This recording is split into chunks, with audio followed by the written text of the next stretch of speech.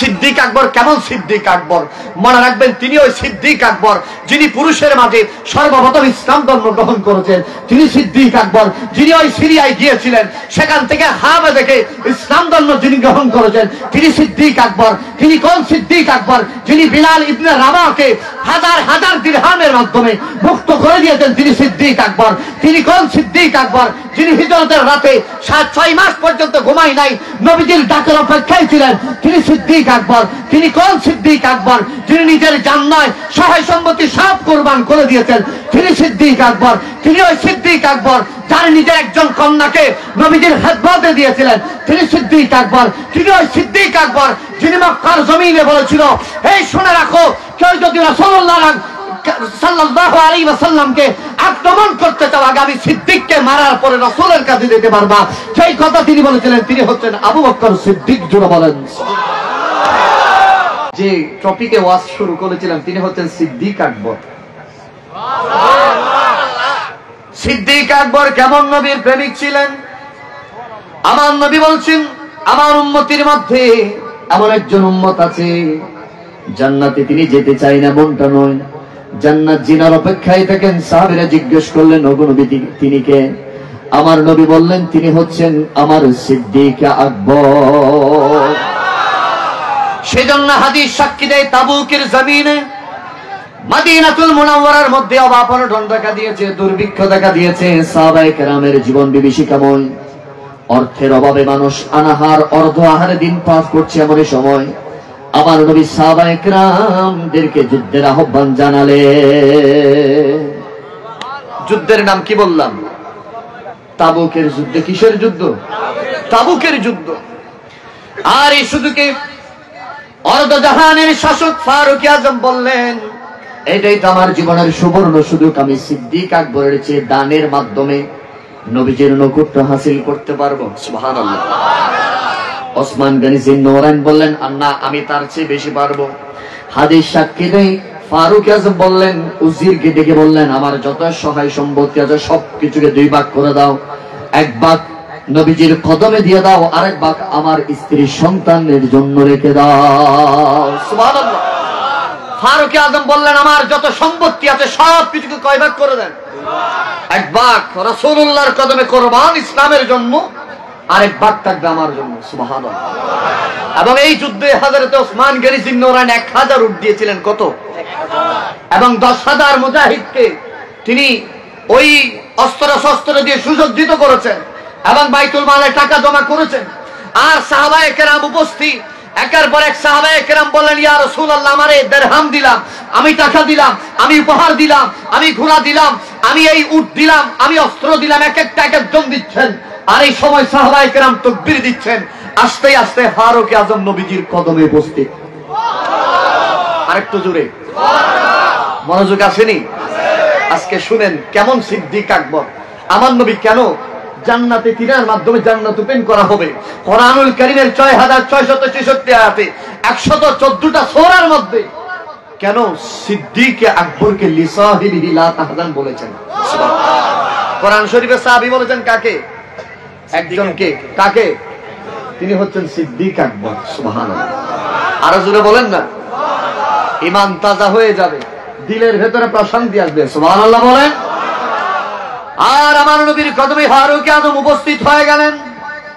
আমার নবী বললেন, ও ফারুক আজম, বলো জঙ্গে তাবুকের জন্য কি তোমার উপটৌকন দিবা, ইসলামের জন্য রাস্তায় খরচ করবা? ফারুক আজম বললেন, ইয়া রাসূলুল্লাহ, ইয়া হাবিবাল্লাহ, আমার যত সহায় সম্পত্তি রয়েছে সবকিছুকে 2 ভাগ করলাম। 1 ভাগ আপনার কদমে কোরবান দিলাম, আরেক ভাগ রেখে দিলাম। জোরে বলেন সুবহানাল্লাহ।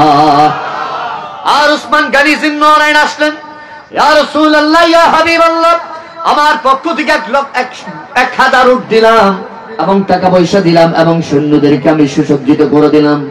এভাবে সাহাবায়ে কেরাম একের পর এক সবকিছু বাইতুল মালে জমা করলেন। সাহাবীরা লক্ষ্য করলেন, আমার নবী কেমন জানি কোন একজন ব্যক্তিকে খুঁজতেছেন। জোরে বলেন সুবহানাল্লাহ। আমার নবী কাকে যেন খুঁজতেছেন। সাহাবায়ে কেরামের দল সব উপস্থিত, যুদ্ধের ময়দানে যাবে সেনাপতি উপস্থিত, সব অস্ত্র শস্ত্র উপস্থিত, তলোয়ার নেজা বল্লম নিয়ে সাহাবায়ে কেরাম উপস্থিত। বললেন, ইয়া রাসূলুল্লাহ, কেউ কি আসবে? আপনি কাউকে খুঁজছেন মনে হয়? আমার নবী বলতেছেন আমাকে সামনে থেকে জায়গা করে দাও, আমি যদিও এখানে মসজিদে নববীতে বসেছি যেন দূরে দেখতে পাই। ওগো নবী কে আসবে? আমার নবী বলতেন আমার সিদ্দিক এখনো আসেনি, সিদ্দিক আসার জন্য অপেক্ষা করছে। আরেকটু দূরে বলেন না, আমার আবু বকর এখনো আসে নাই, আমি সিদ্দিকের জন্য অপেক্ষা করছি। হাদিস সাক্ষী দেয় অনেকক্ষণ পরে দেখতেছেন ভীষণ একটা ফুটলি নিয়ে সিদ্দিক আকবর দ্রুত গতিতে আসতেছেন, আর ফারুক আজম মনে মনে খুশি হয়ে গেছেন, বলতেছে হাই জঙ্গে তাবুকের মধ্যে আমি সিদ্দিক আকবরের চেয়ে বেশি আমার সহায় সম্পত্তির 1 ভাগ দিয়ে দিলাম, কেমন কথা। ওসমান গনি জিন্নুরাইন বলেন আমি 1000 উট দিলাম, কেমন কথা। আরে এই দানের মধ্যে আমি সিদ্দিক আকবরের চেয়ে বেশি এগিয়ে, এই দানের মধ্যে আমি সবাইকে ফেলে গেছি। আমার নবী বলতেছেন অপেক্ষা করে আগে আমার সিদ্দিক আসুক। সুবহানাল্লাহ। সিদ্দিক আকবর দ্রুত গতিতে আসতে আসতে একদম নবীজির কদমে আসলেন। সিদ্দিক বলা এক একজন এক একটা দিচ্ছে। জঙ্গে তাবুকের জন্য তুমি কি দিবা, কি এনেছো? হাই হাই, সিদ্দিক আকবর ওই যে পুটলিটা ছিল পিছন থেকে বের করে খুলে দিলেন।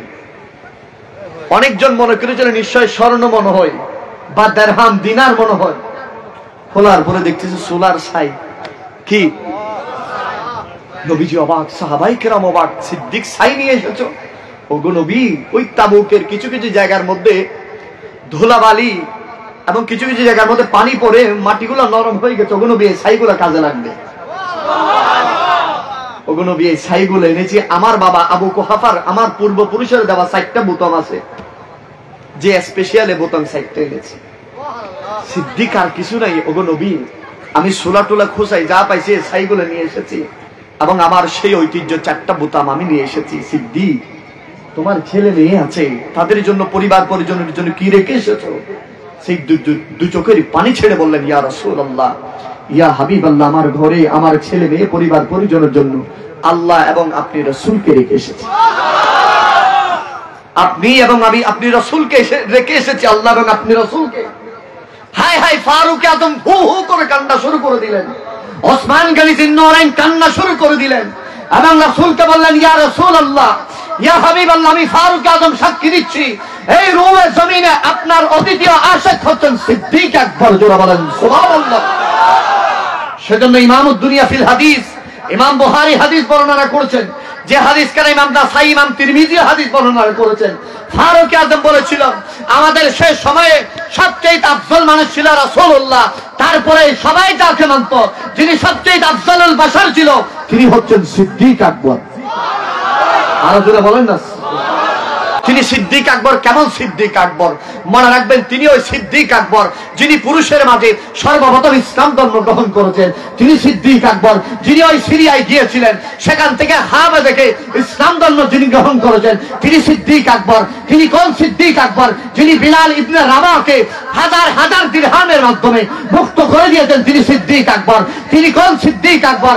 যিনি হিজরতের রাতে 7-6 মাস পর্যন্ত ঘুমাই নাই, নবীজির ডাকের অপেক্ষায় ছিলেন, তিনি সিদ্দিক আকবর। তিনি কোন সিদ্দিক আকবর? যিনি নিজের জান নয় সহায় সম্পত্তি সব কোরবান করে দিয়েছেন, তিনি সিদ্দিক আকবর। তিনি ওই সিদ্দিক আকবর যার নিজের একজন কন্যাকে নবীজির খেদমতে দিয়েছিলেন, তিনি সিদ্দিক আকবর। তিনি ওই সিদ্দিক আকবর যিনি মক্কার জমিনে বলেছিল এই শুনে রাখো, কেউ যদি রাসূলুল্লাহ সাল্লাল্লাহু আলাইহি ওয়াসাল্লামকে আক্রমণ করতে চাও আগামী সিদ্দিককে মারার পরে রাসূলের কাছে যেতে পারবা, সেই কথা তিনি বলেছিলেন। তিনি হচ্ছেন আবু বকর সিদ্দিক। জোরে বলেন।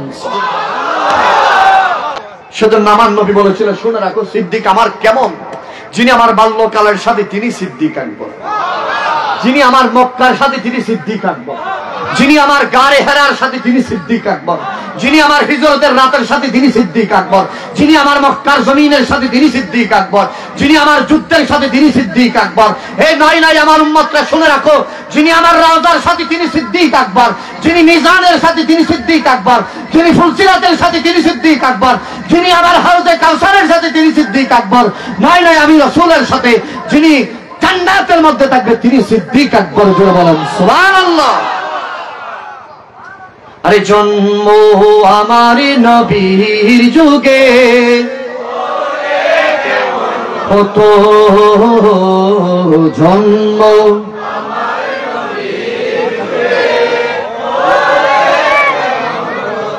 দুনয়নে রাসূল পাক দেখিলে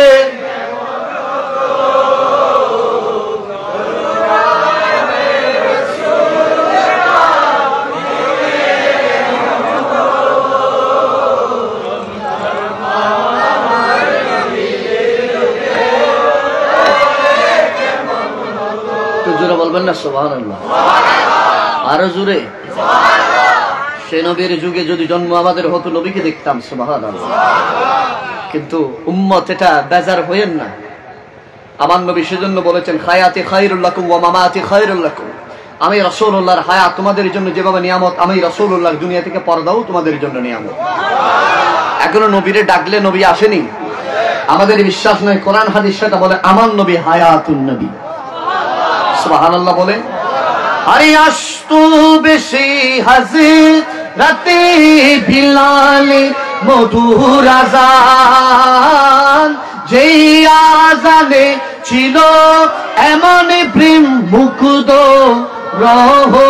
রহমান দয়াল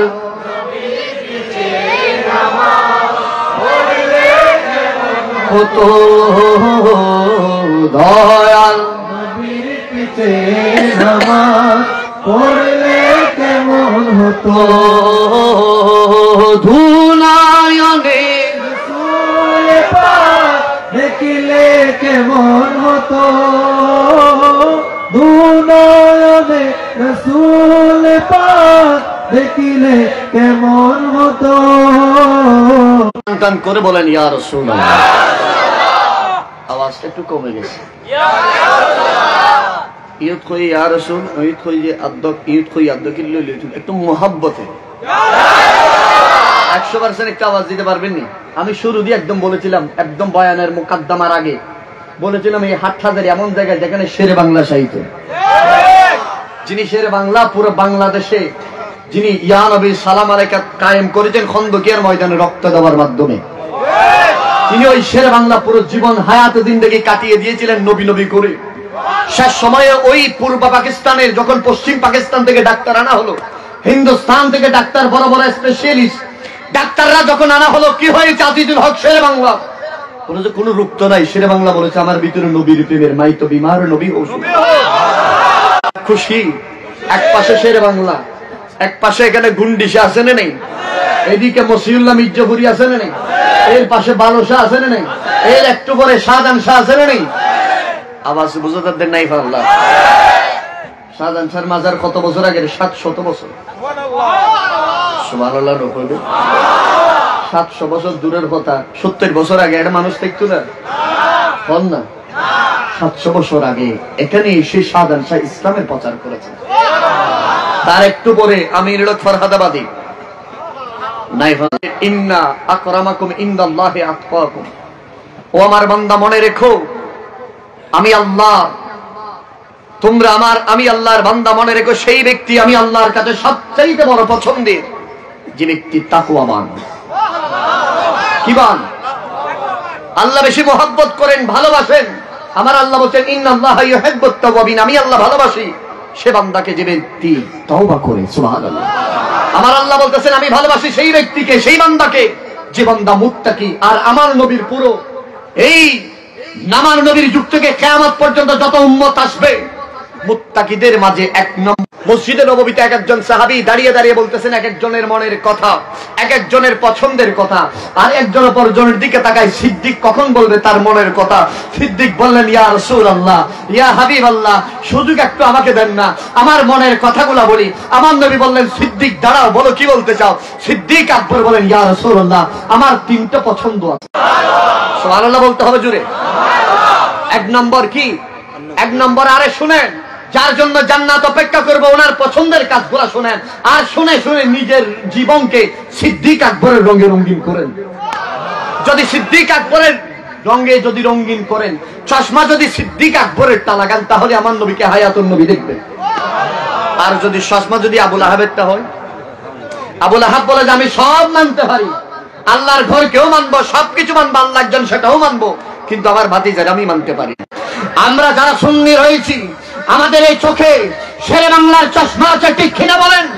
আমাদের এই চোখে মেজভান্ডারির চশমা আছে, ঠিক কিনা বলেন?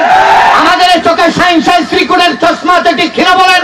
আমাদের এই চোখে খাজা গরিব নওয়াজের চশমা আছে, আমাদের এই চোখে গৌসে পাকের চশমা আছে, আমাদের এই চোখে আহলে বাইতের চশমা আছে, আমাদের এই চোখে সিদ্দিক আকবরের চশমা আছে। হাত তুলে বলেন ঠিক কিনা?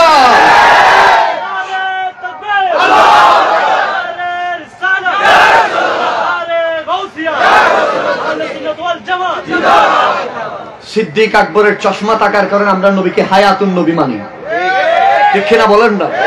সিদ্দিক আকবরের চশমা থাকার কারণে নবী কিয়ামতের ময়দানে শাফাত করবে, আমরা মানি। সিদ্দিক আকবরের চশমা থাকার কারণে আল্লাহর কোরআন বলছেন, বল ইন কানা আবাউকুম ওয়া আবনাউকুম, তোমার মা, তোমার বাবা, তোমার স্ত্রী, তোমার সন্তান সবচাইতে বেশি ভালোবাসবা আমি আল্লাহ এবং আমার হাবিবকে। আরো জোরে বলেন। আর আমার নবী বলছেন, লা ইউমিনু আহাদুকুম হাত্তা আকুনা আহাব্বা ইলাইহি মিন ওয়ালিদিহি ওয়া ওয়ালাদিহি ওয়ান নাসি আজমাইন। আমার নবী বলছেন, সেই ব্যক্তি, আমার সেই উম্মত মুমিন ঈমানদার হবে না ততক্ষণ পর্যন্ত যতক্ষণ নিজের এই মিকদাকের মধ্যে এক নম্বরে যিনি আছেন তিনি সিদ্দিক আকবর। সেজন্য আমাদের চোখে চশমা কার? ও আল্লাহর জোরে হন না, চশমা কার? আমাদের চোখে ফেরাউনের চশমা, আমাদের চোখে আবুল আহাবের চশমা, আমাদের চোখে উতবা সাইবার চশমা, আমাদের এই চোখে সিদ্দিক আকবরের চশমা। সেজন্য ইমানদার আজকের এই মির্জাপুরে ঘুরতে যাওয়া না, আরে মনের আশা, মনের তামান্না, মনের আকুতি কি? আরে স্পটের এই মির্জাপুরের যুবক বলবে, আল্লাহ তোমার কাছে ফরিয়াদ, আল্লাহ হায়াত কেমন দিয়েছো জানি না, আল্লাহ ধন দৌলত কিসমতে যা আছে তা দিবা, কিন্তু আল্লাহ মালাকুল মউতকে পাঠানোর আগে আমার মায়ার নবীর মদিনা দেখতে চাই। আর একটু জোরে বলেন না। আরে যদি জিজ্ঞেস করি, সুন্নি ভাই আমার, মদিনা দেখতে চাও কেন? ইমানদার বলে যে পৃথিবীর সকল দেশে, পৃথিবীর সবচাইতে সুন্দর দেশ নরওয়ে, অস্ট্রেলিয়া যেটা সূর্যোদয়ের দেশ বলা হয়, সিঙ্গাপুর, জান্নাত। আরে জোরে বলবেন না। জান্নাত কেমনে বলছে বাবা? আমার আল্লাহ বলতেছেন, হাবিব রে, আপনি মাগরিবের সময়, ফজরের সময় গিয়েছেন এসেছেন কয়বার? জোহরের সময় গিয়েছেন এসেছেন কয়বার? আসরের সময় গিয়েছেন এসেছেন কয়বার? মাগরিবের সময় গিয়েছেন এসেছেন কয়বার? ইশারের সময় গিয়েছেন এসেছেন কয়বার? আমার আল্লাহ বলতেছেন, হাবিব রে, আপনার নূরানি হুজরা থেকে মসজিদে নববীর মিম্বরে যেটা আপনি বেশি হেঁটেছেন, সেই জায়গাকে আমি দুনিয়ার সাথে মিলাবো না, সেটাকে আমি আল্লাহ একটু বলে দিচ্ছি, হাবিব ছোড়ে কর হাম মদিনা না যায়ে কহি। সুবহানাল্লাহ বলে। यो तो जन्नत में सब है मदीना नहीं, और जन्नत मदीने में मौजूद है। सुभान अल्लाह। अरे दुनियार मानो जन्नते दिते दाও, अरे जन्नतेर ভিতরে সব আছে, মদিনা নাই, কিন্তু মদিনার ভিতরে জান্নাত আছে। यो तो जन्नत में सब है मदीना नहीं, और जन्नत में তিনি আল্লাহর হাবিব মদিনাতে শুয়ে আছে। আর যারা বলেন না, সেজন্য আমাদের গন্তব্য কোথায়? মদিনা। বিয়াগুনের আওয়াজ নয়, মদিনা। আর একটু জোরে। আমি কি আপনাদেরকে বল কালাম নাসিরুল মিল্লাতি ওয়াদ দ্বীন আয়াতিন মিন আয়াতিল্লাহ মুওজাদাতিন মিন মুওজাদাতি রাসূলুল্লাহ আল হাফিজ আল মুফতি আল কারি আল মুহাদ্দিস। আমার ইমামের নাম টুকু নিতেও 2 ঘন্টা লাগে, আর আমার দেশের এমন কিছু আছে যাদের ইমামের আগে পিছে কিছু নেই, ঠিক কিনা বলেন? মোল্লা করে চিনন না ওনারা? ওই আছে দে নাকি নাই দে? নাই দে তাহলে কি হয় দে? আমার ইমামের শান আলা বালা। সুবহানাল্লাহ। আমার ইমাম বলতেছেন, আরে দুনিয়ার জমিনে 2 শ্রেণীর মানুষ আছে, এক শ্রেণীর মানুষ দুনিয়া নিয়ে পাগল হয়ে যায়, আরেক শ্রেণীর মানুষও পাগল হয়ে যায়। একটু জোরে বলেন না। কথা আমার নয়, আল্লাহর। সেজন্য সুন্নিরা, যারা আহলে সুন্নাহ ওয়াল জামা, যারা আমার নবী যাদের ব্যাপারে বলেছেন মা আনা আলাইহি ওয়া আসহাবিহি, তারা কখনো মন গাড়া ফকরতুন কথা বলে? আরো জোরে বলেন না। আমরা দেখছি আমাদের দেশের কিছু ভাইয়েরা এমন আছে, আপনারা কি কষ্ট পাবেন? বাজে কষ্ট পাইলে ফোনগু বাজে, আর যাবার দর দিবেন ইয়ানো রাশা বাজে হেন করি, কেন কেন আমি মিলে গেছি চিন্তা করি দিবা এতক্ষণ ওনারা তো কেন ঘুরি হলে আইতে না বাদে মাগ দিবে, তুমি সে কিনি করে এখন চাই হাই দিবা আর কিছু ল হাই আইজ।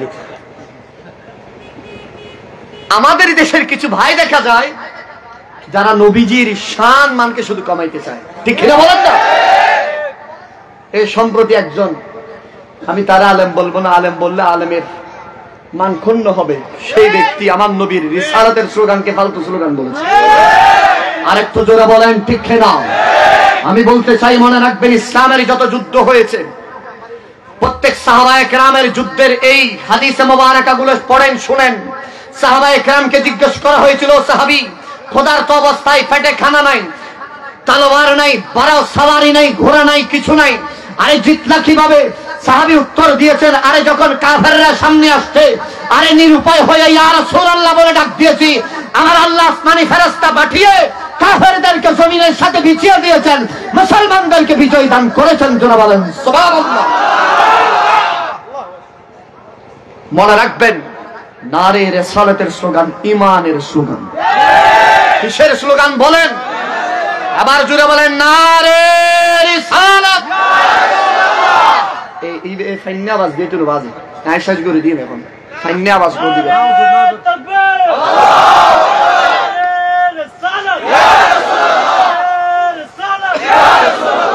নারে রিসালাত। এই স্লোগান দিলে ঈমান বাড়ে না কমে? আরেকটু জোরে। কেমন বাড়ে? ওই বদরের প্রান্তরে 17 রমজান রোজা রেখেছেন, পেটে খানা নাই, কিছু নাই।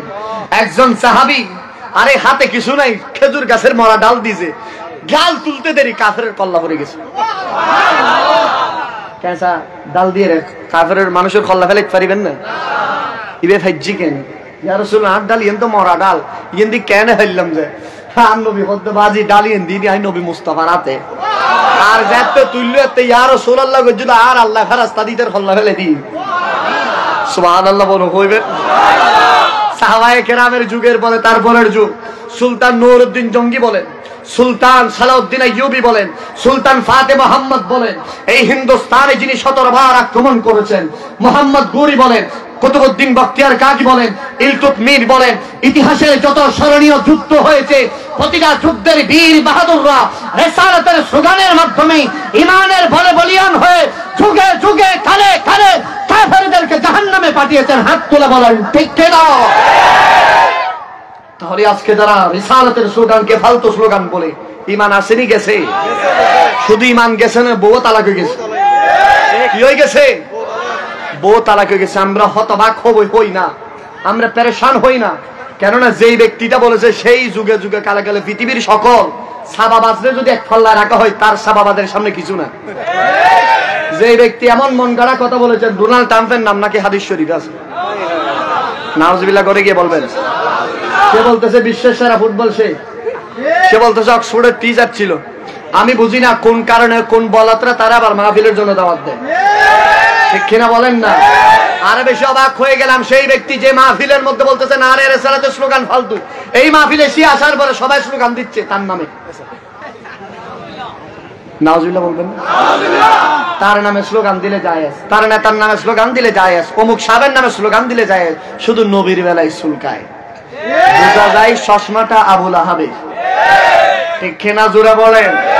বোঝা যায় চশমাটা ওয়ালিদ বিন মুগীরা, বোঝা যায় চশমাটা যুগে যুগে কালে রাসূলুল্লাহ ইয়া হাবিবাল্লাহ। আমার পছন্দের কাজ কয়টা বললাম? আরে জোরে বলেন। সিদ্দিক বলে 1 নম্বর কি ওগো নবী? 1 নম্বর আপনার চেহারার দিকে তাকিয়ে থাকেন। কি বলো? হ্যাঁ ইয়া রাসূলুল্লাহ। 2 নম্বর কি ওগো নবী? আমি আপনার সামনে এমন ভাবে বসে থাকবো যে একজন মুনিবের সামনে গোলাম বসে থাকে, আপনি কখন হুকুম দিবেন যুদ্ধের ময়দানে যাব, আমি নিজের জীবনকে কোরবান করব। কি বলো সিদ্দিক? 3 নম্বর কি ওগো নবী? 3 নম্বর আমার একজন মেয়ে আছে আয়েশা, একটু যদি আয়েশাকে যদি আপনার খেদমতে দিতে পারে, আমার আরেকটা ইচ্ছা, আমার সকল সম্পত্তি আপনার কদমে কোরবান। আমার দেশের কিছু নাস্তিকের বাচ্চা মায়েশার শানে কটূক্তি করে আছে না নাই? মায়েশা সিদ্দিক আমার নবীর খেদমতে গিয়েছে, এটা কি আমার নবীর ইচ্ছাই নাকি আল্লাহ নাকি সিদ্দিকের? সুবহানাল্লাহ। সেজন্য কবি বলেন, সিদ্দিকের ইচ্ছে ছিল আধরে আয়েশার কদমে, এটুকু জায়গা যতটুকু নবুয়তের রাজকপালে। অভিযোগ থাকিবে কেন 6 বছর 9 বছর নিয়ে, বধূ তো মহা খুশি এমন বড় নসিবে পেয়ে। সুবহানাল্লাহ জুড়ে বলেন। আমরা নবীর উম্মত হয়েছি, খুশি না বেজা? নবীর উম্মত হওয়ার কারণে যদি এমন খুশি হতে পারি, তাহলে মা আয়েশা সিদ্দিকা যিনি নবীর খেদমত করেছেন উনি কত খুশি হয়েছে। সুবহানাল্লাহ জোরে বলেন না। সেজন্য মনে রাখবেন ইসলামী এই আজকে আমার মা বোনরা যেই ইসলামের যে মহিলাদের যত মাসালা মাসাইল সবকিছুর অধিকাংশ এসেছেন মা আয়েশা সিদ্দিকা থেকে। তিনি যুগশ্রেষ্ঠ একজন ফকিহ ছিলেন। কি ছিলেন? ফকিহ ছিলেন। এবং ওনার এত বেশি জ্ঞান গরিমা ছিল, রাসূলুল্লাহ সাল্লাল্লাহু আলাইহি ওয়াসাল্লাম দুনিয়া থেকে পর্দা করার পরে সাহাবায়ে কেরাম জটিল কঠিন মাসালায় যখন বেঁধে দিতেন মা আয়েশা সিদ্দিকার কাছে আসতেন।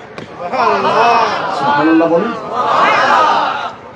আচ্ছা, মা আয়েশা সিদ্দিকা আমার মা বোন, যার মা বোন মাহফিল শুনছে, মা বোন মা হাজারাকে ফলো করলে জান্নাত নিশ্চিত। মনে রাখবেন জান্নাতে মহিলাদের সরদারনি মা ফাতেমাকে ফলো করলে জান্নাত নিশ্চিত। আমার বোনরা তো বুঝে না, মা আয়েশা সিদ্দিকার জীবনী পড়ে না, মা ফাতেমার জীবনী পড়ে না, পরে কোন গায়ক কোন নায়িকা কিভাবে নায়ক হইছে এটার। আর বাবারও আমাদের দেশে কিছু কুলাঙ্গার বাবা আছে। কি বাবা? কুলাঙ্গার বাবা। আরেকটা বাবা নুরি সাহুদুর বললেন ইয়া বাবা, এটা না আরেকটা বাবা আছে। আপনারা রাগ করিয়েন না বাবা, রাগ করলে কিছু করার নাই বাবা। কুলাঙ্গার বাবা কারা? যারা এখনো ছেলে মেয়েরে নায়ক নায়িকা চিনাই টিভি গুলে। এই আমার ফুতে এটা কি চিনেন? এটা সালমান খান। কোন খান? এটা শাহরুখ খান চিনাই। এটা অমুক ফেলিয়ার তমুক ফেলিয়ার। একটু নাউজুবিল্লাহ জুড়ে বলেন। হাই হাই, এদের মতো ফোরা কোপাল মা বাবা পৃথিবীতে নাই। যে মা বাবা টিভি খুলে মোবাইল দিয়ে ছেলে সন্তানদেরকে নায়ক গায়ক ফুটবলার চিনাই। ঠিক কিনা বলেন না? আর সেই মা বাবা উত্তম, সেই মা বাবার জন্য এই মাহফিলে উপস্থিত থাকো, 5 ওয়াক্ত নামাজ পড়ো, ইবাদত বন্দেগী করো, আল্লাহ আল্লাহ রাসূলের রাজামন্দি করো। আমি মা বাবার অন্তর খুশি হবে। এই কথা যে মা বাবা বলে সেই মা বাবা পৃথিবীর জন্য শ্রেষ্ঠ মা বাবা। আরেকটু জোরে বলেন না সুবহানাল্লাহ। আল্লাহ আমাদেরকে সেই মা বাবার সঠিক সন্তান যেন আমরা হতে পারি, আল্লাহ আমাদেরকে কবুল করুন। আরো জোরে বলেন আমিন। এবং বিশেষ করে সিদ্দিক আকবরের প্রেম মহাব্বত যেন আল্লাহ আমাদেরকে দান করে।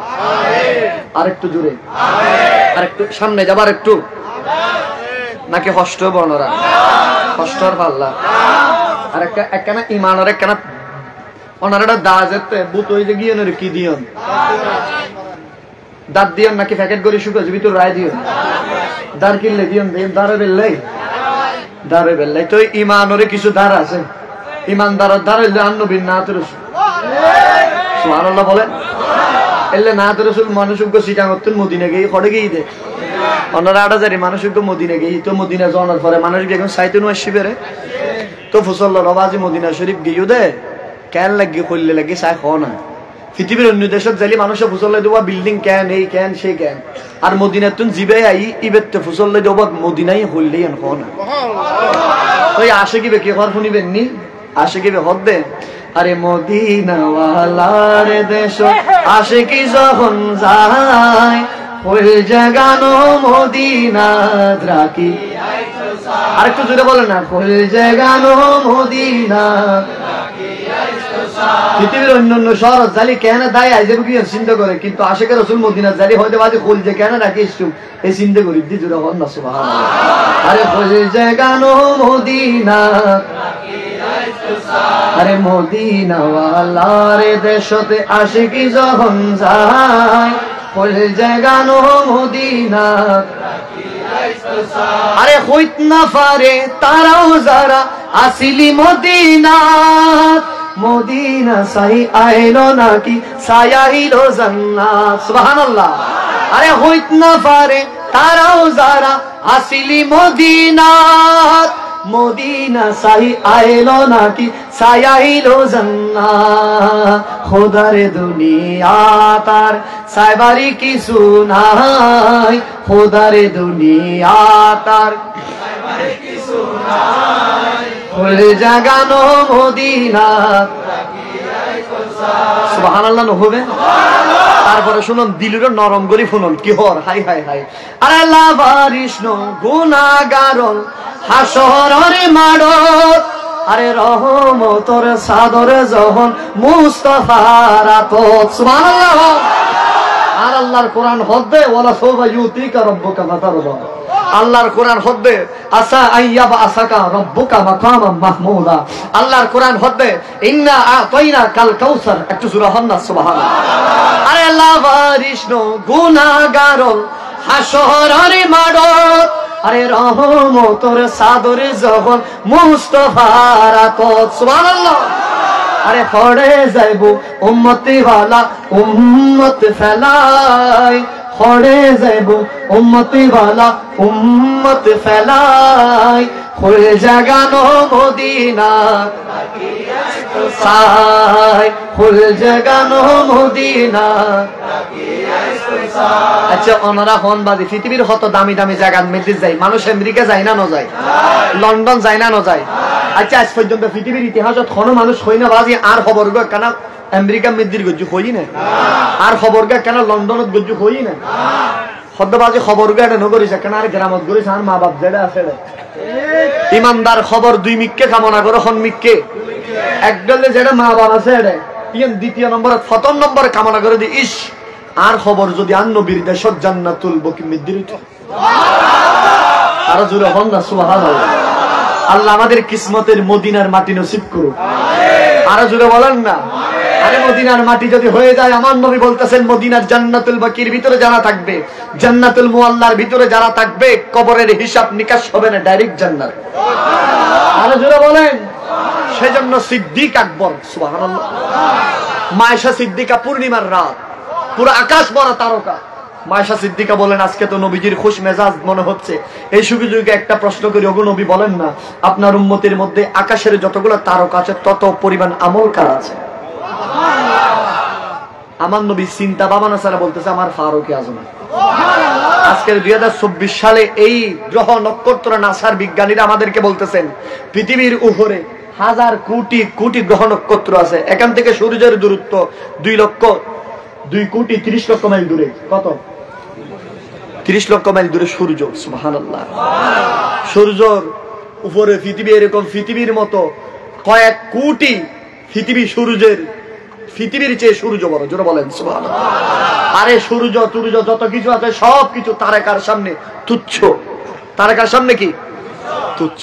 আর এই সূর্য তারকা সবকিছু ব্ল্যাক হোলের মধ্যে আছে, তার উপরে মহান আল্লাহর আরশ। জোরে বলেন সুবহানাল্লাহ। প্রথম আসমান, দ্বিতীয় আসমান, আমার নবী বলেছেন এক আসমান থেকে অপর আসমানের দূরত্ব হচ্ছে 500 বছরের রাস্তা। এটা কিসের গতিতে? কিসের? বুরাকের না বাবা, আলোর গতিতে। আলোর গতি প্রতি সেকেন্ডে 1,86,000 বর্গ মাইল যায়। প্রতি সেকেন্ডে কত? 1,86,000 বর্গ মাইল সেকেন্ডে। আমার নবী সেজন্য বলেছে 500 বছরের রাস্তা এক আসমান থেকে অপর আসমান। তাহলে আমার নবী এই সকল কিছুর ক্ষমতা রাখেনি? জানেনি? আমার নবী বলতে পারতো, মায়েশা সিদ্দিকা যখন জিজ্ঞেস করছে, ও মায়েশা সিদ্দিকা জানি না আকাশের ভিতরে কতগুলো তারকা আছে, কি আছে জানি না। আমার নবী বলতেছেন সবকিছু আমি রাসূল দেখি। আয়েশা রে তুমি মনে করছো আমাকে দুনিয়ার জন্য নবী পাঠাইছে? না, আমার আল্লাহ বলতেছেন ওয়ামা আরসালনাকা ইল্লা রাহমাতাল লিল আলামিন। নাকি আলম? এখানে মাদ্রাসার ছেলেরা আছে, আমার ভাইরা আছে, জিজ্ঞেস করেন 1 বছর হচ্ছে আলম পৃথিবী, সমগ্র সবকিছু কি আলামিন, বহু বছর। আমরা সূরা ফাতিহার মধ্যে পড়ি আলহামদুলিল্লাহি রাব্বিল আলামিন। তামাম প্রশংসা সে মহান আল্লাহর, যিনি সৃষ্টি জগতের রব। আর আমার আল্লাহ বলতেছেন হাবিব আমি আপনারা শুধু দুনিয়ার জন্য নবী নই, আমি আল্লাহ যতটুকুর জন্য রব ততটুকুর জন্য নবী করে পাঠিয়েছি। সুবহানাল্লাহ বলেন। মায়েশা সিদ্দিকা মন খারাপ করে ফেললেন, আমার নবী তো বুঝতে পেরেছেন। আয়েশা রে তুমি মন খারাপ করছো, তুমি চিন্তা করছো তোমার আব্বার নাম কেন বলি নাই? মায়েশা সিদ্দিকা বললেন যে ইয়া রাসূলুল্লাহ আমি তো দেখেছি আমার বাবা ইসলামের প্রতি কি কোরবান দিয়েছিল, আমাদের দিকে তাকায় সব সময় আপনার দিকে তাকিয়ে পুরো জীবন কোরবান করে দিয়েছে। তখন আমার নবী বলতেছেন শুনে রাখো আয়েশা, আমার সিদ্দিকের এক রাতের, কয় রাতের? আরো জোরে বলেন। এক রাতের আমল আমার উম্মত যত কিয়ামত পর্যন্ত আসবে সবার আমল যদি এক পাল্লায় রাখা হয় আমার সিদ্দিকের এক রাতের সমান হবে না। আরো জোরে বলেন। সে রাত কোন রাত বলে আমি শেষ করে দিচ্ছি, কষ্ট হচ্ছে আপনাদের বুঝতে। একটু দুরূদ শরীফ পড়েন। সালাতুন ইয়া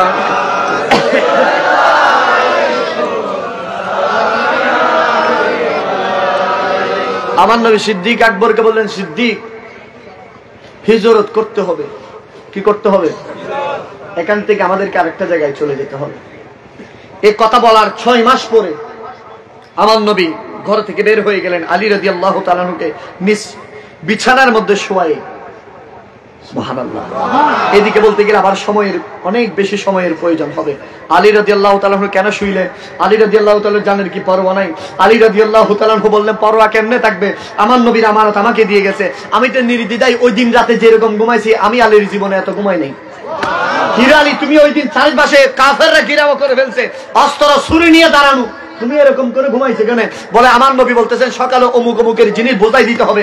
আরে আমার নবীর জামানায় তখন বলেছেন পৃথিবীর কেউ আমার মৃত্যু করতে পারবে না, সকাল পর্যন্ত জীবিত থাকবো, সেজন্য আমি ভালো করে ঘুমাইছি। আমার নবী ঘর থেকে বের হলেন, সিদ্দিক আকবরের ঘরে গিয়ে শুধু সিদ্দিক বলতে দেরি সিদ্দিক আকবরের দরজা খুলে দিলেন। আমার নবী বলতে সিদ্দিক তুমি ঘুমাও নাই? সিদ্দিক আকবর বলতেছেন ইয়া রাসূলুল্লাহ 6 মাস আগে আপনি আমাকে বললেন হিজরতের কথা, তো 6 মাস থেকে আপনার সামনে যতক্ষণ থাকি ঘরে আসার পরে আমি ঘরের দরজার সাথে আমার পিঠটা লাগিয়ে আমি দাঁড়িয়ে থাকি, কখন আমার নবী ডাক দিবে ইয়া রাসূলুল্লাহ, আমি যদি বিছানার সাথে পিঠ লাগাই দিই, ঘুম যদি আমার চলে আসে, আপনি যদি একবার সেই 2 বার ডাক দিতে হয়, আমি সিদ্দিক আর কলিজা ব্যস্ত হবে না, আমার নবী আমার ঘরের সামনে এসে দাঁড়িয়ে থাকবে 1 সেকেন্ড, আমি সিদ্দিক আর ব্যস্ত হবে না। ওগুলো আমি 6 মাস পর্যন্ত আমি সিদ্দিকের পিঠ বিছানার সাথে লাগাই নাই, আমি দরজার সামনে দাঁড়িয়েছিলাম, কখন আপনি ডাক দিবেন আপনার ডাকে লব্বাইক বলবো আমি, কখন আপনি ডাক দিবেন আপনার ডাকে লব্বাইক বলবো। সিদ্দিক দরজা খুলে দিলেন। আমার নবী বলতে সিদ্দিক পিছনে কাফের রাস্তায় চলো বের হয়ে যায়। আমার নবী যেতে যেতে যেতে আরবের ধু ধু মরুভূমি যেতে যেতে ওই গাড়ে সোরের ভিতরে উঠে গেলেন। ওটার পরে ছোট্ট গর্ত, সেটার ভিতরে আমার নবী ঢুকলেন। সবকিছু আপনারা জানেন। ঢুকার পরে সিদ্দিক আকবর খুব এমন ভীতু হয়ে গেলেন, কাফেরদের পাগুলো দেখতেছেন। কি পাগুলো দেখা যায় এই মুহূর্তে দেখবে। আমার আল্লাহ কবুতরকে পাঠিয়ে দিলেন বাসা বাঁধার জন্য। সুবহানাল্লাহ বলেন। এর আগে কেমন হয়েছে গর্তের ভিতরে? সিদ্দিক আকবর বলে ইয়া রাসূলুল্লাহ গর্তটা এমন, আগে আপনি ঢুকিয়েন না, আগে আমি ঢুকি। সুবহানাল্লাহ। কেমন নবীর প্রেমিক ছিল। ইয়া রাসূলুল্লাহ আগে আমি ঢুকি। এবং সিদ্দিক আকবর ওই ব্যক্তি গাড়ে সরে ওঠার সময়, এখন আমি নিজের কথা বলি, আমি যখন উমরায় গিয়েছিলাম, বাজি কত বড় বড় শরীরের মানুষ বলতে বাজি দূরে সম্ভব না, বাজি উড়িতে পারতাম না, এত উড়ে কেন ইল্লে করে চাইলে মাথার টুপি পরে যাবে। সিদ্দিক আকবর সেদিন আমার নবীকে কাঁধে নিয়ে গাড়ে সরে উঠেছে। সুবহানাল্লাহ জোরে বল। গর্তের সামনে গেলেন। সিদ্দিক আকবর বলেন ইয়া রাসূলুল্লাহ আপনি আগে থামেন, আমি ভিতরে ঢুকি। সিদ্দিক আকবর ভিতরে ঢুকলেন, সমস্ত গর্ত পরিষ্কার করলেন, সবকিছু নেড়ে দিলেন। একটা গর্ত খোলা ছিল, সেখানে সিদ্দিক আকবর পা দিয়ে দিলেন। আমার নবীকে বললেন ইয়া রাসূলুল্লাহ আপনি আসেন, আমার সিদ্দিকের রান মোবারক আপনার জন্য বিছানা। আমার নবী সিদ্দিক আকবরের নুরানি কুল মোবারকে ঘুমাচ্ছেন। অনেকক্ষণ পরে সিদ্দিক আকবরকে ওই সাপে দংশন করেছেন, পুরো শরীর বিষাক্ত হয়ে গেছে। বিষের যন্ত্রণা সহ্য করতে না পারে 1 ফোঁটা পানি আমার নবীর চেহারাতে পড়ে। 1 ফোঁটা পানি পড়তে দেরি হয়, নবীর চোখ খুলে গেলে সিদ্দিক তুমি এরকম কালো হয়ে গেছো কেন? ইয়া রাসূলুল্লাহ আমাকে সাপে দংশন করেছে। তো সাপ ছেড়ে দিত গো নবী, সিদ্দিকের জান চলে যেত, অসুবিধা নেই, কিন্তু সাপ যদি আপনাকে কামড় দিত সিদ্দিকের এই কলিজা তো বরদাস্ত করতে না গো নবী। আমি সিদ্দিক একজন, কোনো কোটি সিদ্দিক চলে যাবে, তারপরে নবীর কিছু হোক এটা আমি চাই না ওগো নবী। সিদ্দিক বলে যে তাড়াতাড়ি ছেড়ে দাও। সাপ ভিতরে ঢুকলেন, ওই মুসা আলাইহিস সালামের সেই সাপ। আমার নবী সেখান থেকে তুতু মোবারক দিয়ে সিদ্দিক আকবরের যেখানে দংশন করেছে, তুতু মোবারক দিতে দেরি সিদ্দিক আকবরের সাপের বিষ পানি হয়ে গেছে। আরে আবু বকর সিদ্দিক রে সাপে কামড়াইছে, আরে আঙ্গ নবীর মুখে তুতুই ভালা হয়ে গেছে, ঠিক কিনা বলেন? সেই যুগে কি ডাক্তার মাত্র হে গিনছিল নি? আরে বিজ্ঞানীদের বৈজ্ঞানিক সুবহানাল্লাহ হবে। আরে বিজ্ঞানীরা রকেটই ছোড়ে চাঁদের দেশে যায়, আরে আঙ্গ নবী রকেট ছাড়া মেরাজ শরীফ যাই, হাত তুলে বলেন ঠিক কিনা? আরে সেই যুগে কি রকেটে মকেট হে গিনছিল নি? বিজ্ঞানীদের বিজ্ঞানী সুবহানাল্লাহ হইবেন।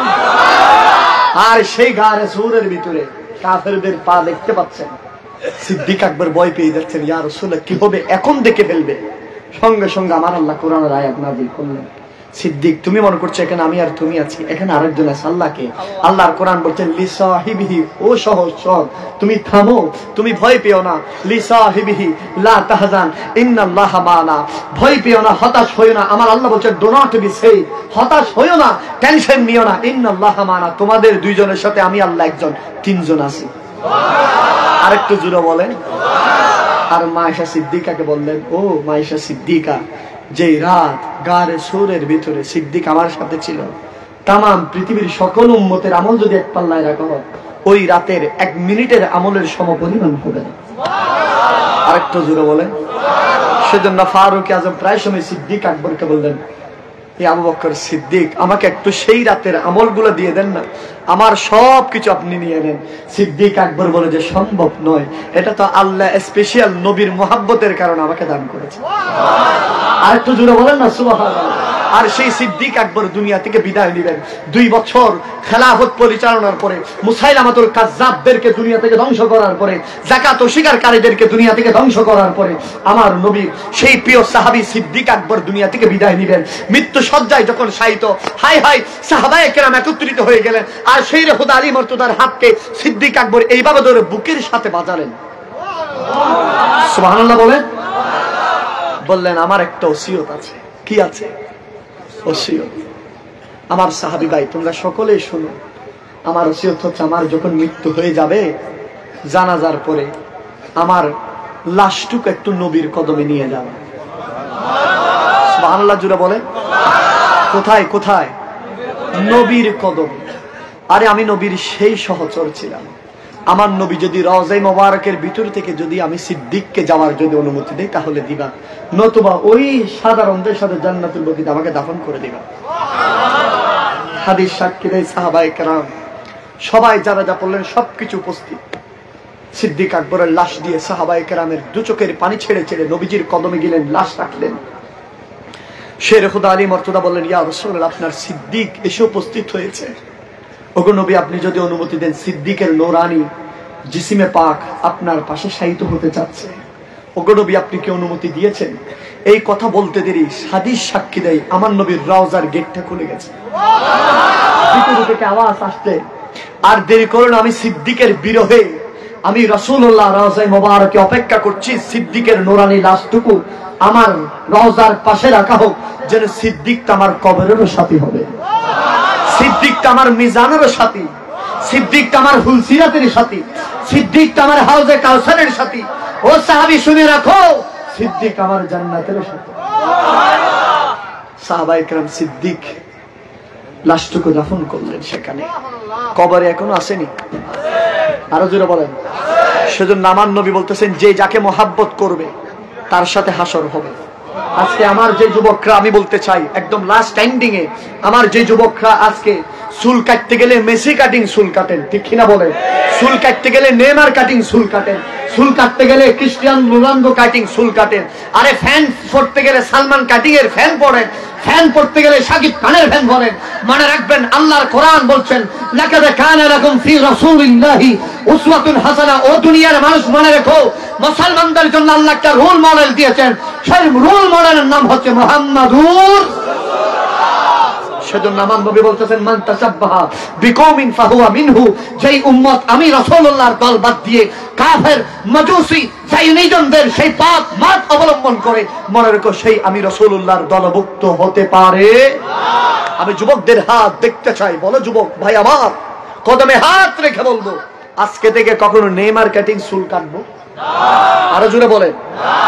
সালমান কাটিং এর ওই ফ্যান পরবো না, যে ফ্যান পরার পরে মেশিন স্টার্ট দিতে হয় দাঁড়িয়ে, ঠিক কিনা বলেন? যুবক ভাইকে যদি বলি, ভাই আমার আসো, এই মির্জাপুরে এসকর্ট কলোনির ফারুক আজম মসজিদে রাত দাকুজুরের পিছনে নামাজ পড়বো, যুবক বলে যে আত্মা ফেসাফর ফুড়া মসজিদে যাই না পারে। বিয়াদবি মাফ করবেন, এই সময় যদি আজরাইল চলে আসে কি হবে? আজরাইল যদি চলে আসে, পৃথিবীর কোন রাজা বাদশাহ, পৃথিবীর কোন বাহাদুরি, সারা 100 কোটি মানুষের মধ্যে কেউ বলতে পারবে আজরাইল আজকে রাত্রে আসবে না? বলতে পারবে? আমি বাহাউদ্দিন কাদের এতক্ষণ ওয়াজ করলাম, আমি বলতে পারবো আমার বাসায় যেতে পারবো? আমার বাসা তো 2 ঘন্টা লাগবে। আপনারা বলেন এখান থেকে 5 মিনিটে করে যেতে পারবেন? কেউ বলবে? কোন মায়ের সন্তান আছেন? হাত তুলেন। পারবেন না। আরে প্রস্তাব করে পানি খরচ করেন নাই, তারাই মারি দিছেন। এই সময় যদি আজরাইল যদি জান নিয়ে যায়, আমার নবী তো আপনাকে কলমা পড়ানোর জন্য আসবে না। কবরটা জান্নাত থাকবে না, এটা জাহান্নামের গর্ত হবে। কিয়ামতের ময়দানে নবীকে মুখ দেখাইতে পারবেন না, জাহান্নামের ফেরেশতা টেনে হেঁচড়ে আপনাকে জাহান্নামে নিয়ে যাবে। সেদিন কি হবে আপনার আমার? সেজন্য হাত তুলেন, আজকে থেকে কখনো অপবিত্র থাকবো না ইনশাআল্লাহ। আরো জোরে বলেন এবার। এটা নবীজির সুন্নাহ, পবিত্রতা, এটা ইমানের অঙ্গ। আত-তুহুর শত্রু ইমান। এবার সায়েন্স কি বলে শুনেন। যারা প্রস্রাব করে পানি নেয় না, ডিলা নেয় না, টিস্যু নেয় না, যারা প্রস্রাব করে নেয় না, তাদের ওই জায়গার মধ্যে ক্যান্সারের ভাব চলে আসে। কি ক্যান্সারের ভাব চলে আসে। আমি পরিপূর্ণ ভাঙ্গি বলতেছি না, এখানে মুরব্বীরা সবাই আছে। এবং মূত্রতলিতে পাথর হয়ে যায়। কিরে বাবা, তোমার বয়স 22 বছর, তোমার মূত্রতলিতে পাথর কেন হয়ে গেছে? চেক আপ করার পরে দেখতেছে জীবনে কখনো প্রস্রাব করে পানি নেয় না। নাউজুবিল্লাহ জুড়ে বলে। আর যেই ব্যক্তিরা, মনে রাখবেন, এভাবে দাঁড়িয়ে প্রস্রাব করে আসে না নেই, এরকম করে মারিতে আসে না নেই, দাঁড়িয়ে প্রস্রাব এসেছে কোত্থেকে? আমেরিকা থেকে। কোত্থেকে? ইউনাইটেড স্টেট অফ আমেরিকার। আজকে দেখেন আমেরিকার প্রতিটা জায়গায় দাঁড়িয়ে প্রস্তাব নিষিদ্ধ করে দিচ্ছে। কিন্তু এই দাঁড়িয়ে প্রস্তাব বাংলাদেশের প্রতিটা জায়গায়। আমরা যখন চিটাগাংয়ের বাইরে যাই, কুমিল্লা নূরজাহানে দাঁড়িয়ে প্রস্তাব, ঠিক কিনা বলেন? প্রতিটা বড় বড় শপিং এ, প্রতিটা বড় বড় মলে, প্রতিটা বড় বড় হোটেলে, রেস্টুরেন্টে দাঁড়ায় বসে করার কোনো ব্যবস্থা দাঁড়ায় প্রস্তাব করলে প্রস্তাবটা ডেলিভারি হয় না। কি হয় না? ডেলিভারি হয় না, যার কারণে ফোটা ফোটা থেকে যায়। এখান থেকে ওই মূত্রতলিতে কি হয়ে যায়? ক্যান্সার হয়ে যায়, পাথর হয়ে যায়। ঠিক কিনা বলেন না? আল্লাহ মাফ করুক, একবার যদি হয়ে যায় মৃত্যু পর্যন্ত এটা অকেজ হয়ে যায়। বিশ্বাস করেন, শেষ। ওই 2 নম্বর গেটে সেই হসপিটাল আছে এখন। আল্লাহ আমাদেরকে এগুলো থেকে বাঁচিয়ে রাখুক। আরো জোরে বলেন আমিন। এবং আমার কথা শেষ। এখন কোন কাল বলেন? আরো জোরে বলেন। এর আগে একটু দুরূদ শরীফ পড়েন। সালাতুন ইয়া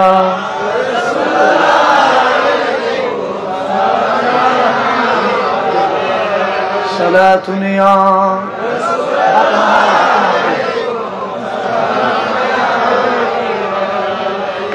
সারার খতিব সাহেব হদ হদ আরেক কিনে চলা কেনা হদ্দি বাজার দিয়ে মোটামুটি প্রায় 11টা, 6টা তো 11টা, 6 ঘন্টা, 5 ঘন্টা ভাত খাই দিও। সময় না ভাই, দুর্য ভাত খাই দি দো করে খালিও মাহফিল আছে আর একটা বাসতাম অনেক শেষ করি যাইতে যাইতে রাইতে গিয়ে। তাও দিনের ভিতরে হাস দুও করি ভাত খাই এমন যে এটা তাড়াতাড়ি বাদে মাগবি 5 ধরে দুও ভাত খাইরে বাজা দিয়ে তাড়াতাড়ি ঘরে যাই গই। মানে বহুত দিন পর এখন যে তাড়াতাড়ি ঘুম যাই গই, আরো দেরি হয়ে গই। তারপরে সব কিছু আপনাদের দিকে তাকিয়ে সুবহানাল্লাহ। আরেকটু জোরে বলেন না। আপনারা একটু দুরূদ শরীফ পড়লে আমি আরেকটু চা খাইতাম। খাবনি? আমি এমনি মাহফিলে খুব চাটা খুব কম খাই, কারণ আমি চা খাবো সবাই তাকিয়ে থাকবে, এটা আমার খারাপ লাগে। কিন্তু এখন চা না খেলে বাবা কথা বলতে পারতেছি না। একটু দুরূদ শরীফ পড়েন। সালাতুন ইয়া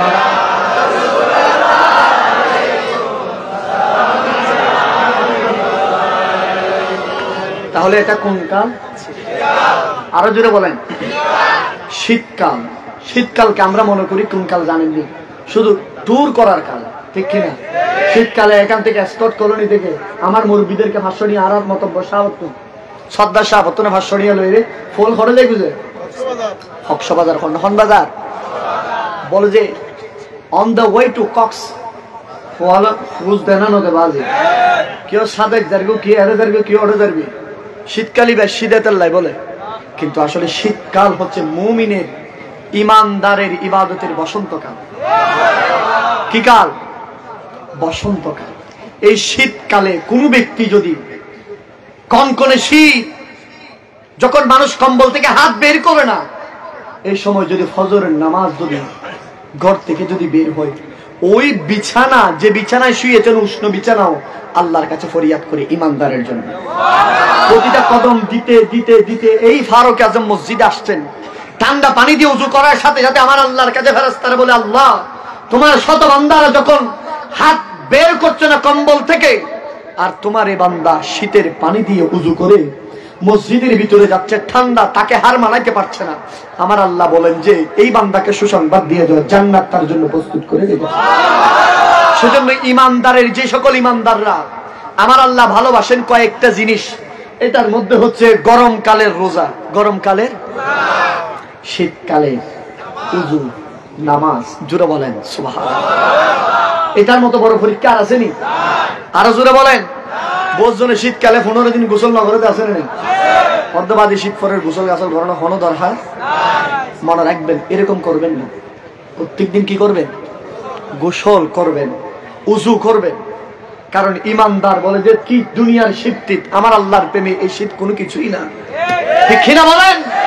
আর যদি এসকর্ট কলোনির যুবককে যদি জিজ্ঞেস করেন, কিরে বাবা আপনার ঠান্ডা লাগে না এরকম পানি, যেই পানিতে হাত দিলে বরফে হাত দিলে এরকম লাগে, ইমানদার বলে যে না, আরে আমি জাহান্নামের আগুনকে ভয় পাই, এই পানিটা আমার জন্য তুচ্ছ, এই পানি দিয়ে ওযু করে যদি আমি নামাজে যাই, আমার আল্লাহ আমার জন্য জান্নাত তৈরি করে রাখবে। আরেকটু জোরে বলেন। এবং এই শীতকালে রোজা রাখবেন ইনশাআল্লাহ। শীতকালে দিনটা ছোট, রোজা রাখবেন, কি রাখবেন বলেন? ইনশাআল্লাহ। এবং এই শীতকালে মানুষকে দান সদকা করবেন ইনশাআল্লাহ। এই শীতকালে একজন ছেলের সবচেয়ে বড় কর্তব্য কি জানেননি? বৃদ্ধ মা বাবারে দেখা। এখনো মা বাবা ওই 6 বছর 10 বছর আগের যে শীতের জাম্পার আছে এটা পরে যেটা তেলে চুরে দন্দুরে ফের করে ফেলছে। কিরে ছেলে, তুমি প্রত্যেকদিন হারাদারি সিটি সেন্টার থেকে নতুন নতুন শীতের ব্লেজার গায়ে দাও, কোট গায়ে দাও, শুট গায়ে দাও, তুমি এত সুন্দর গায়ে দাও, আর তোমার বাবা ওই দিন মসজিদ আসতে পিছনে ফের হয়ে গেছে, এটা তোমার বাবারে দাও না কেন? বলেছে আমার বাবা বীর হয়ে গেছে, মা বুড়ো হয়ে গেছে। এরা ফললেও কি না ফললেও কি? নাউজুবিল্লাহ জোরে বলবেন না? আল্লাহর ওয়াস্তে, আল্লাহর ওয়াস্তে একজন সন্তান যদি এই চামড়া দিয়ে, আমি যদি আমার এই চামড়া দিয়ে আমার বাবা তো নাই, মায়ের যদি জুতাও যদি সেলাই করে দিই, দিন সুদ হবে? সুদ হবে না। সেই মা বাবাকে শীতের কাপড় কিনে দিবেন, বলেন ইনশাআল্লাহ। আরো জোরে বলেন। শীতের মোজা কিনে দিবেন বৃদ্ধ মা বাবাকে। এবং সেই মা বাবা সূর্য ওঠার আগে তাড়াতাড়ি ঘর থেকে বের হয়ে গেছে। কির আব্দুল করিমের বাবা, আব্দুল করিমের মা তাড়াতাড়ি বের হয়েছে কেন? বলো যে গরমের ভিতরে যেটা শীতের ওই যে কেতা আছে, আর পূর্ব দিন নে 25 বছরে গিয়ে কেতাই না বাদি শীত না মানের তাড়াতাড়ি বাইরে দিই হয়তো সূর্য উঠিবে কেন? সূর্য মেয়ে দূরে ছুয়া বেললে কিরে তোমার হতে বিদেশত হয় আজ 20 বছর ধরে বিদেশত, প্রত্যেক বছর কেন সম্বল আনে, নিউ মার্কেট তো থাইল্যান্ডের সম্বল আননি, এদিন সম্বল হরে হদ্দবাজি বুড়ো হয়ে গে তো আর ফুতুর বউ সম্বল বিয়াকিন বাস করে রায় দি সানসিটির ভিতরে আলমালির ভিতরে ঢুকে রেখি আর বুড়ো হয়ে গেছি, আর ফিন্দিলে নাকি নষ্ট হয়ে যাবে। ঠিক কিনা বলেন? যারা মা বাবারে কম্বল না দিয়ে ঢুকাই রাখছেন, কবরে যাইতে দেরি হবে, আমার আল্লাহ জাহান্নামের কম্বল সেই সন্তানকে পরাবে। ঠিক কিনা বলেন? কুলাঙ্গার সেই সন্তান, যে সন্তান মা বাবা এই শীতে সেই আগের কাঁথাটা বেড়াই আছে, কাঁপতেছে মা বাবা কাঁপতেছে, কিরে দামি কম্বল কোথায়? বলে তোমার মা বাবারে দিলে ফুতের বধূ কি বলে, মা বাবারে দিলে এটা নষ্ট হয়ে যাবে। নাউজুবিল্লাহ জোরে বল। আল্লাহর ওয়াস্তে আপনারা জানেন না, এখানে যারা আছেন মেহেরবানি করে শীতে বাবারে কি কিনে দিবেন? আরো জোরে কম্বল। আর যে সকল ভাইয়েরা অন্যের ভুন্ডে 10 টাকার গোলাপ ফুল 50 টাকা 150 টাকা দিয়ে কিনে দেন, মেহেরবানি করে এই শীতের মধ্যে আপনার মা বাবারে 25 টাকা দিয়ে এক জোড়া মোজা কিনে দেন। ঠিক কিনা বলেন না? অন্যের মেয়েরা ওই গনিমার খেডের ভিতরে রেস্টুরেন্টে 200 টাকা বিল দিয়েন না, 500 টাকা খাবারের স্যান্ডউইচের বিল দিয়েন না, মেহেরবানি করে এই 200 টাকার মোজা টোজা কিনে দেন আপনার মা বাবারে। এই মোজা মা বাবা যদি পরে শীত যদি দমায়, মা বাবার অন্তর থেকে দোয়া আসলে সেই সন্তান জান্নাতে যাবে। আরো জোরে বলেন হাত তোলেন, পারবেন? আরো জোরে বলেন। এবং আরেকটা কথা বলে দিয়ে যায় আমার যুবকদেরকে, এটা আমি নিজে করি, এটা কখনো বলি না, আজকে বলে ফেললাম, এটা আমি নিজে করি। আমার মাঝে মধ্যে যখন আমি বাড়িতে যাওয়া হয় মায়ের কাপড় ধুয়ে দিই। আপনারা পারবেন তো ইনশাআল্লাহ? মায়ের কি ধুয়ে দিবেন? কাপড় ধুয়ে দিবেন, বাবার কাপড় ধুয়ে দিবেন। এবং এই শীতের রাতে মা দেখবেন ঘুরে উঠে যায় তাহাজ্জুদের সময়, বাবা উঠে যায় তাহাজ্জুদের সময়, একটু আপনার স্ত্রী, এটা তো অন্যজনের মেয়ে, আপনার স্ত্রীর দিকে না তাকায় নিজে উঠে একটু গরম পানি করে দিবেন। একবার যদি মা বাবারা যদি গরম পানি করে দেন, এই গরম পানি দিয়ে যদি মা বাবা উজু করার পরে প্রত্যেকদিন কত ঠান্ডা পানি দিয়ে উজু করি, আজকে গরম পানি আমার ছেলে করে দিছে, এই গরম পানি নিয়ে যদি মা বাবা সিজদা দেয় জমিনের সাথে, দিল থেকে যদি একবার দোয়া আসে, মনে রাখবেন পৃথিবীর জমিনে আপনি শ্রেষ্ঠ সফল একজন সন্তান হবেন। আমরা পারবো তো ইনশাআল্লাহ। আর একটু জোরে বলেন আল্লাহ আমাদেরকে কবুল করুক, আরো জোরে বলেন আল্লাহ মাহফিলকে কবুল করুক, আশা বসাকে কবুল করুক। এবারে সব কিছুর বিনিময়ে এখন মাহফিল শেষ হয়ে যাবে, মাহফিল সাকসেস হবে, আশা বসা সবকিছু সাকসেস। যদি আমি একজন যুবক, কয়জন? শত মানুষ আমার লাগবে না বাবা, একজন যুবক বলবে যে হুজুর আমি আজকে থেকে অন্তত পক্ষে দুনিয়ার নারী খুশি হয় দাড়ি বাংলা সমান দিয়ে আসি দিল্লি, ঠিক কিনা? ঠিক কিনা বলেন না? এমন এমন ঘটনা আছে, স্বামী দাড়ি কাটে না, রাতের 10টা বাজে ঘরে আসছে, বউ বাইর করে দিছে, তাড়াতাড়ি আসি চলে আসো, ঠিক কিনা বলেন না? আর সেই দামি দাড়ি যদি আপনি কাটেন, দুনিয়ার নারী ফুঙ্কি রঙ্কি জঙ্কি খুশি হয়, আর যদি দাড়ি রাখেন মুস্তাফা নবী খুশি হবে। আমি একজন নবীর আশেক চাইবে যে হাত তুলে বলবো হুজুর আমি জীবনে দাড়ি কাটবো না।